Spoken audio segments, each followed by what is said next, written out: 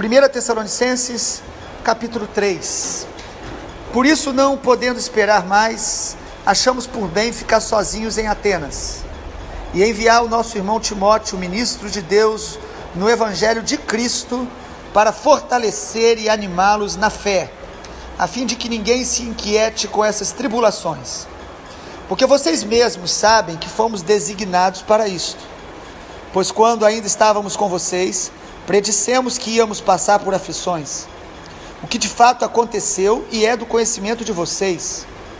Foi por isso que, já não me sendo possível continuar esperando, mandei perguntar a respeito da fé que vocês têm, temendo que vocês fossem provados pelo tentador e o nosso trabalho se tornasse inútil.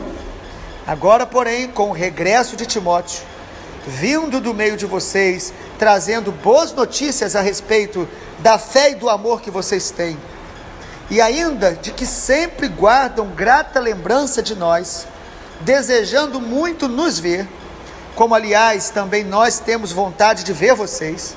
Sim, irmãos, por isso ficamos animados a respeito de vocês, pela fé que vocês têm, apesar de toda a nossa necessidade e tribulação, porque agora vivemos se vocês estão firmes no Senhor, pois que ação de graças podemos render a Deus no que se refere a vocês, por toda a alegria com que nos regozijamos por causa de vocês diante do nosso Deus. Oramos noite e dia, com o máximo empenho, para que possamos ir vê-los pessoalmente e suprir o que ainda falta à fé que vocês têm. Que o próprio Deus, o nosso Pai, e Jesus, o nosso Senhor, preparem o nosso caminho para podermos ir visitar vocês. E o Senhor faça com que cresça e aumente o amor de uns para com os outros, e também o nosso amor por vocês, a fim de que o coração de vocês seja fortalecido em santidade, isento de culpa, na presença de nosso Deus e Pai, na vinda do nosso Senhor Jesus, com todos os seus santos. Louvado seja Deus.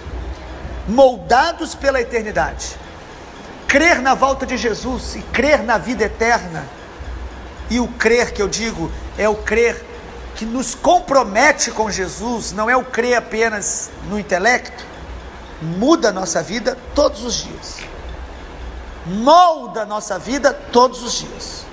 Nós queremos ser cheio do Espírito Santo, fazer a vontade de Deus, porque nós cremos na vida eterna, na recompensa eterna, no juízo final, no dia que todos vão prestar contas diante de Jesus. A Bíblia diz isso e nós cremos nisso, na palavra do Deus eterno.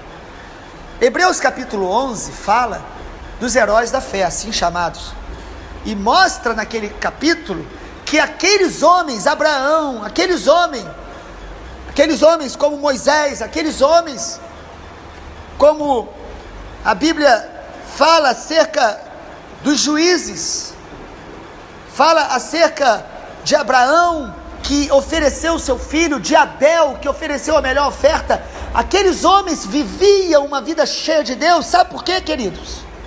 Porque eles almejavam uma pátria superior, porque eles sabiam que a vida deles não era para este mundo e para essa terra. Pelo contrário, a Bíblia diz que o mundo não é digno deles. E aí, como nós queremos viver? Viver para este mundo ou viver para a eternidade? Se cremos na eternidade, vivemos pela fé, vivemos uma vida distinta. E nós estamos vendo em 1 Tessalonicenses que todos os capítulos terminam falando da volta de Jesus.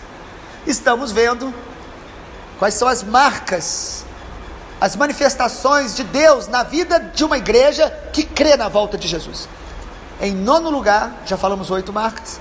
Em nono lugar, quando nós cremos na volta de Jesus, nós vamos ter alegria de cooperar com a fé de outras pessoas. Nós vamos ter a alegria de ajudar a fé de outras pessoas. Olha aí no versículo 2 do capítulo 3, Paulo diz: olha, eu enviei o nosso irmão Timóteo, ministro de Deus, para quê? Para fortalecer e animá-los na fé. A igreja de Tessalônica tinha fé, e boa. Paulo elogia, Mas quando a gente crê na volta de Jesus, irmãos, a nossa vida tem um propósito, tem um sentido. Nós não vivemos apenas para trabalhar, ganhar dinheiro, construir casas, apenas para fazer cursos e nos tornar mais vaidosos. Não, nós queremos contribuir com a fé de outras pessoas. Nós queremos semear na fé de outras pessoas. Nós temos propósito de discipular pessoas, de dar a vida por outros. Sabe por que às vezes você está infeliz? Porque você só pensa em você. Ah, mas eu estou buscando a Deus. Mas buscando pensando em você. Quando a gente crê na volta de Jesus, nós queremos semear na fé de outras pessoas, ajudar outras pessoas a crer, a fortalecer elas. Versículo 5 também, Paulo diz o seguinte, olha, ele fala: foi por isso que eu, não me sendo possível continuar esperando, mandei perguntar a respeito da vossa fé. Ele não pôde ir lá, Paulo não pôde visitar a igreja, mas ele mandou perguntar como estava a fé deles, preocupado com o quê? Com a apostasia. Ele diz aí: eu estava preocupado a respeito da fé de vocês, temendo que vocês fossem tentados pelo diabo e o nosso trabalho tenha se tornado inútil. Às vezes nós recebemos de Deus a palavra, a fé, mas o diabo começa a nos tentar e nós vamos retrocedendo na fé. É uma possibilidade que a Bíblia mostra. Nós vamos deixando aquele amor, deixando aquela dedicação, deixando a casa do Senhor, deixando a palavra de Deus. Paulo estava preocupado com a fé dessas pessoas. Por quê? Porque Paulo era alguém que cria na volta de Jesus. A igreja para ele não era um clube, a igreja para ele não era um lugar de encontro, a igreja para ele são os filhos de Deus que ele quer ver no céu. Então ele queria ajudar o irmão que está fraco na fé, fortalecer a fé dos irmãos. E olha que era uma igreja que ele elogia a fé. É interessante, porque ele disse que ele queria ir lá para reparar as deficiências da fé deles. Depois nós vamos falar disso. Então investir na fé de outros, investir para que outros conheçam a Jesus, só faz isso quem crê na volta de Jesus, que vale a pena. Às vezes deixamos coisas nossas, pessoais, deixamos prazeres e entretenimento nossos, para ajudar pessoas, para abençoar pessoas, para visitar pessoas, para ir atrás de alguém e abençoá-la e orar por ela, e fortalecê-la e edificá-la. Não porque ela é nossa amiga, porque a gente gosta muito dela, não, porque nós queremos ver o reino de Deus crescendo na vida das pessoas. Em 10º lugar, quando nós cremos na volta de Jesus, nós vamos nos alegrar pelo testemunho da fé das pessoas. Nós vamos nos alegrar de ver as pessoas crescendo com Deus, crescendo na fé. Paulo fala isso aí no versículo 6. Agora, com o regresso de Timóteo, vindo do meio de vocês, trazendo boas notícias a respeito da fé e do amor que vocês têm, e de que sempre guardam grata lembrança de nós, desejando nos ver, como também queremos ver vocês. E, irmãos, por isso ficamos animados a respeito de vocês. Paulo era um homem cheio do Espírito Santo, que conhecia Deus, sábio, mas ele se alegrava quando ele ouvia um testemunho de pessoas que estão crescendo com Deus, de pessoas que Deus está usando. Amado, nós precisamos nos alegrar mais quando Deus usa o outro. Ciúme é obra da carne e Satanás entra, e você tem problema com isso, que eu também tenho. Às vezes temos ciúme de ver Deus usando outra pessoa, como Josué.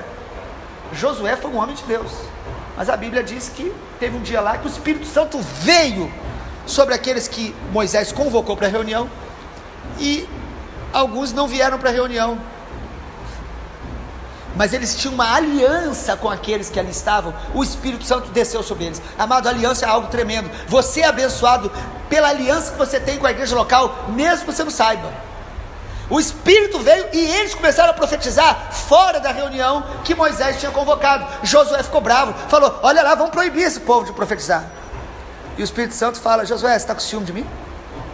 Vamos deixar de ser ciumentos e nos alegrar mais com a bênção, com o crescimento dos outros. Quando você sabe que uma outra igreja está crescendo, que você nem tem muita identificação, mas você sabe que é um povo de Deus, se alegre.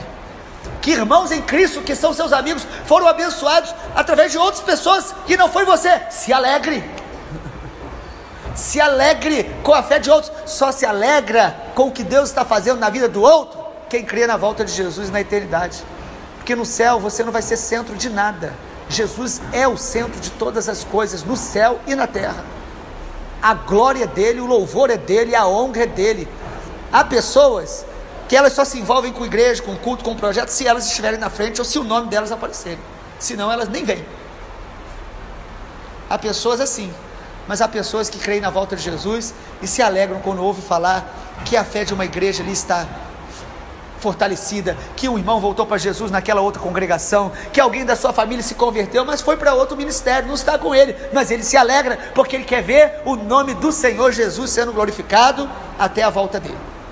11º lugar, quem crê na volta de Jesus, vai ter uma vida de oração contínua, vai ter vida de oração contínua. Você sabe se você crê na volta de Jesus? Pela medida de valor que você dá à oração, o tempo que você investe na oração. Oração, o que é oração para você? É uma maneira de alcançar bênção? É um momento do dia onde você para rapidamente falar com Deus e pedir algo a Ele? Oração é intimidade com Deus, é um encontro com Deus, que deve ser o momento mais tremendo do dia. Algumas pessoas se escondem pelo fato, não, eu oro o tempo todo. Existe o orar sem cessar, que é você sempre estar conectado com o Senhor, mas oração é intimidade. Temos que fechar a porta do quarto, entrar e estar com o Pai em secreto, e não é falar com Ele apenas, mas é comunhão. Nós falamos e ouvimos, Ele fala. Amado, olha o que Paulo diz no versículo 10, está aí no texto. Ele fala, oramos quando? Noite e dia. Você ora noite e dia por alguém ou por algo? Noite e dia. Como ele orava? Rapidamente, ele diz aí, com máximo empenho, na versão que nós estamos usando, nova versão Almeida atualizada. Máximo de empenho. Para que ele orava? Ele orava para que aquela igreja tivesse menos problema, resolvesse, ou tivesse mais dinheiro, prosperidade. Não! Ele orava para que aquela igreja tivesse mais, o que, irmãos? Fé. Porque ele diz, eu oro noite e dia, para que eu possa ir ver vocês, e suprir o que ainda falta, a fé que vocês têm. Ou seja, ele orava noite e dia, para que Deus o capacitasse, para que Deus o desse palavra, para que Deus preparasse o caminho, o levasse, e ele fosse o instrumento para edificar a fé daquela igreja.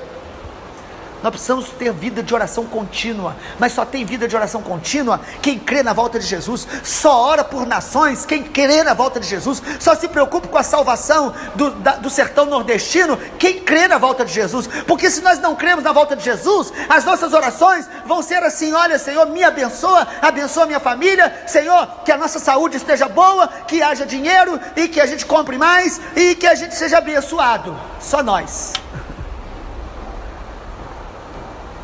Há pessoas que 80% da oração é pedindo, e 20% é reforçando os pedidos. Ele não agradece, ele não louva, ele não reconhece quem é Deus, ele não ouve o coração de Deus para orar o que está no coração de Deus. A verdadeira oração, ela nasce no próprio coração de Deus, e Deus coloca no nosso coração o que nós devemos orar, por quem devemos orar e para quê. A motivação é a glória dele, não é resolver apenas as nossas necessidades. Ele supre todas as nossas necessidades. Nós devemos apresentar a Ele as nossas necessidades. Mas a oração é reconhecer a paternidade de Deus e orar para que o reino dele venha, o reino de Deus, o governo de Deus na vida das pessoas, das famílias, a salvação das pessoas, a libertação, o alcance dos povos não alcançados. Oração é isso. Neste ano nós completamos 7 anos. Em setembro vamos completar 7 anos de encontro diário de oração. 7 anos que todos os dias às 7 da manhã nos reunimos para ministrar ao Senhor, louvá-lo, adorá-lo, nos alimentar de um capítulo da palavra e depois um tempo de intercessão que temos aqui em nossos grupos que dividimos. Desde quando começamos, quantas pessoas falaram, isto é loucura, isto não vai acontecer. Alguns encontram comigo e dizem, ainda tem aquele encontro? Até a volta de Jesus estaremos aqui levantando um altar ao Senhor como congregação local e como congregação também como igreja da cidade, porque alguns irmãos de outras igrejas sempre estão conosco aqui. Respeitamos os irmãos em cada igreja que vêm se reunir, mas eles têm a igreja deles, porque o nosso interesse não é o nosso nome ou nossa denominação, mas é estarmos juntos como povo de Deus, enchendo as taças diante do Senhor de oração, para que essas orações venham trazer a glória de Deus sobre toda a terra. Não é apenas para nossas próprias necessidades. Oramos pelos enfermos, oramos pelos desempregados, oramos pelas nossas necessidades, mas o centro das nossas orações é a nossa fé em Cristo, está crescendo cada dia mais. Fé é relacionamento, é intimidade, é conhecimento de Deus, é para que nós possamos a cada dia nos parecer mais com Jesus, é a transformação do nosso caráter, é a mudança da nossa vida. Querido, nós oramos a Jesus, não é para que Ele faça o que a gente quer, é para que a gente aprenda a fazer o que Ele quer. A gente ora até que a gente consiga orar de verdade, porque nós não sabemos orar. O Espírito Santo vai nos ensinando. A oração é uma das coisas mais fáceis de nos tornarmos religiosos. Você pode orar todo dia e bastante tempo, mas sendo apenas repetidor de palavras do seu próprio coração. Em Lucas capítulo 18, Jesus cita, ou Jesus conta a história, parábola do juiz iníquo. E ele diz que o Pai vai recompensar aqueles que noite e dia o buscam. Deus vai gerar em nossos corações intercessões que elas vão fluir dia e noite. Nós vamos acordar orando, nós vamos dormir orando, nós vamos estar intercedendo por cidades específicas, por nações específicas, por pessoas específicas da nossa cidade, por salvação, por libertação, pelo fortalecimento da fé da igreja. E a nossa fé vai sendo fortalecida. Se eu creio na volta de Jesus, eu terei uma vida de oração contínua. Mas sabe como Jesus termina a parábola do juiz iníquo? Lá em Lucas 18, ele diz: mas quando vier o Filho do Homem, porventura se achará fé na terra? Ou seja, nós só temos vida de oração contínua se nós estivermos mantendo a chama da fé. Sem fé é impossível agradar a Deus, sem fé é impossível ter vida de oração contínua. Nós oramos porque cremos que o Senhor ouve as nossas orações. Aquele que se aproxima de Deus precisa crer, Hebreus capítulo 11, que Ele existe e que Ele é recompensador dos que o buscam. Nós oramos porque nós cremos na volta de Jesus, mas antes da volta de Jesus, a fé vai se esfriar da maioria das pessoas. E o sinal, um dos sinais, a maioria das igrejas hoje não tem reunião de oração mais, não existe. Antigamente nós falávamos que a reunião de oração era pouco frequentada, hoje ela nem existe mais. O que se tem são grandes encontros às vezes de oração, onde as motivações são muito equivocadas.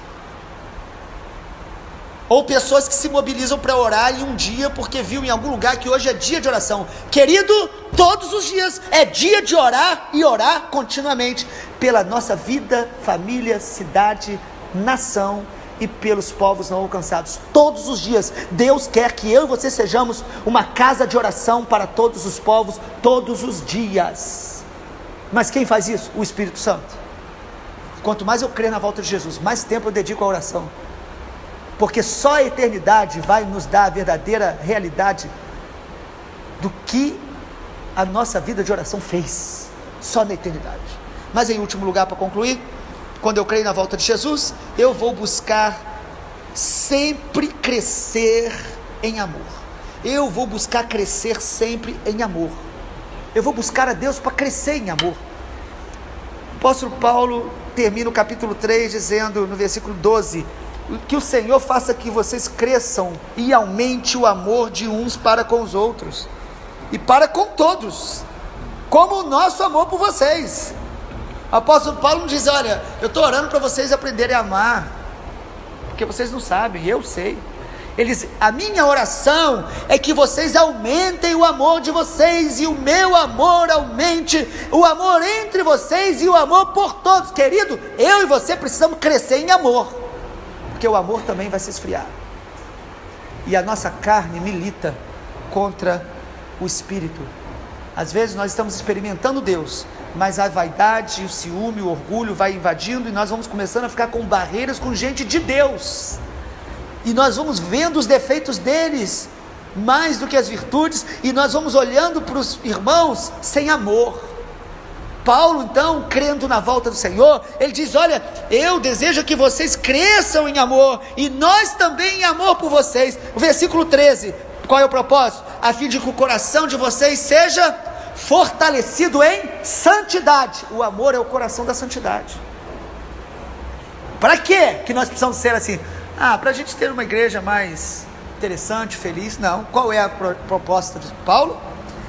Para que a gente seja isento de culpa na presença do nosso Deus e Pai, na vinda do nosso Senhor Jesus com todos os seus santos. Paulo diz: cresçamos em amor, porque nós vamos encontrar com Jesus na volta dele e não terá desculpa. Você não vai falar: eu não pude amar porque aquela pessoa era difícil. Não. Se você é de Jesus, há um novo mandamento vos dou, que ameis uns aos outros como eu vos amei a vós. Nós precisamos crescer no amor. O que a gente percebe no nosso amor é que ele tem uma tendência a esfriar. O amor por Deus, o amor uns pelos outros, o amor pela igreja. Quantas pessoas que amavam profundamente congregar, ou pessoas, e de repente vai esfriando. Sabe o que esfria o nosso amor? Mateus capítulo 24. A multiplicação da iniquidade. Cresce o pecado em nós. Não é o outro que esfria o nosso amor, é o coração que endureceu, que para de amar. Porque nós amamos não pelo que o outro é, nós amamos por quem nós somos. Nós amamos porque nós conhecemos a Deus, e o amor de Deus está em nós e flui através de nós. Então quem crê na volta de Jesus vai praticar o amor. Por quê? Porque ele vai vencer a carne, o ciúme, a apatia. Ele vai querer estar preparado em santidade, sem culpa, na vinda do nosso Senhor Jesus. Ao olhar para os olhos do Senhor Jesus, nós vamos poder contemplar o amor dele, e o amor dele vai estar revelando o nosso coração. Você ama os seus irmãos? Que nós cresçamos em amor, em nome de Jesus, porque ele voltará. Maranata, Jesus voltará. Glória a Deus.